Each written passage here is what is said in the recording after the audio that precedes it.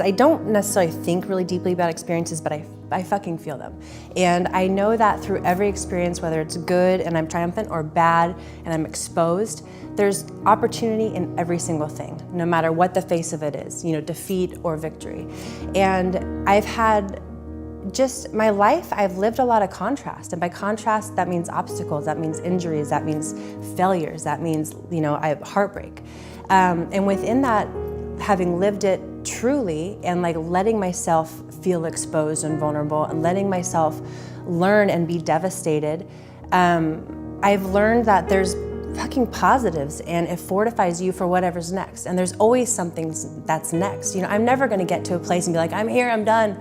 You know, let's call it quits. Like I'm in it for the long haul. And I don't care, I'm gonna be 90 years old on my way to heaven, still learning, because that to me is what life is about. And so when I say that my weaknesses were exposed and there's strength in it, I believe in it with all my heart. You know, like when there's a highlight on you and it's the softest part of you and you therefore have to look at it and either train it better or figure out why it's weak or whatever it is, if you take advantage of that, that's a beautiful, powerful thing. I think it's just accountability and ownership of your part in any situation that is a failure. You know, myself on the court, I'm there to perform. I'm there to, you know, elevate my partner's play and our team play. And if I'm failing, then am I gonna blame her? Am I gonna blame the sun in my eyes? Like, then I'm a victim and then I have no power. Same thing with relationships. You know, right before you came on here, I was telling you about my husband. We just got in a fight and I always wanna take accountability. The gold is the goal. I also wanna win a gold medal every single day on the way to winning a gold medal in Tokyo. You know, and I feel like I didn't do that in Rio. Like I feel like my heart was in it, but I compromised a lot in certain things and certain parts of my relationship with my partner. And when things get hot and heavy, if you're not fortified together and totally aligned, shit's gonna happen, you know? And I take full ownership of that and I learn from that and I'm gonna live that on the way to Tokyo. And if I'm doing something, I'm doing it to win it, whatever winning it means. And to me, I'm not going for silver. Like I'm not going for bronze, I'm not going for fifth, I'm not going for the experience. I'm doing it for the growth along the way, absolutely, because I love growing as a human being.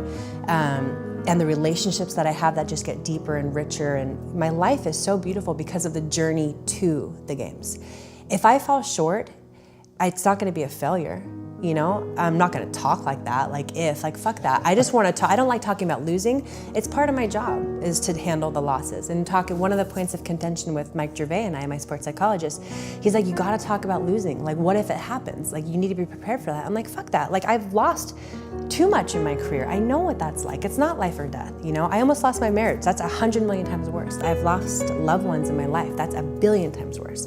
This is just a game that fills me up so much, that matters to me so much, that's willing to risk and suffer the heartbreak if that happens, you know? And again, those losses and that exposure through losses, like it's said every single day, but it's so true. Like you just learn so much more. Winning and, you know, winning like covers up a lot of shit, you know? And only like riding like in a feathered nest and perfect, it's bullshit. Like, it's beautiful. I strive for that. I will never say like, no, I don't want the easy path. Like, but I want to earn it and grow through it. And that generally comes through the challenging times. Like, I'm not afraid of my dark side. I'm not afraid of my mistakes. They still hurt me. You know, they drive me.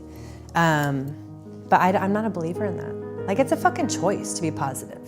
And, you know, some days it's easier than others. And you know, it's just, if I can be cynical and negative or positive and optimistic about the future, like I know what I'm gonna choose every single time. And it doesn't mean it's bullshit.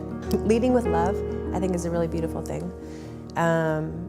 Love for yourself, first and foremost, and love for what you're doing. Like, you're never a victim in life. I really don't believe that regardless of circumstance, you can choose to not be a victim. And I would like to be an example of that. Being kind is never out of fashion and it's never gonna lead you astray. Personal accountability is huge. I mean, my parents were really like, if you're gonna do something, do it the right way. Never make excuses and fucking do it with a smile. Like, those are the 3 things in my life that my parents told me, and they modeled that for me. And if I could just hit on those 3 things with my kids, I think they'd be very successful.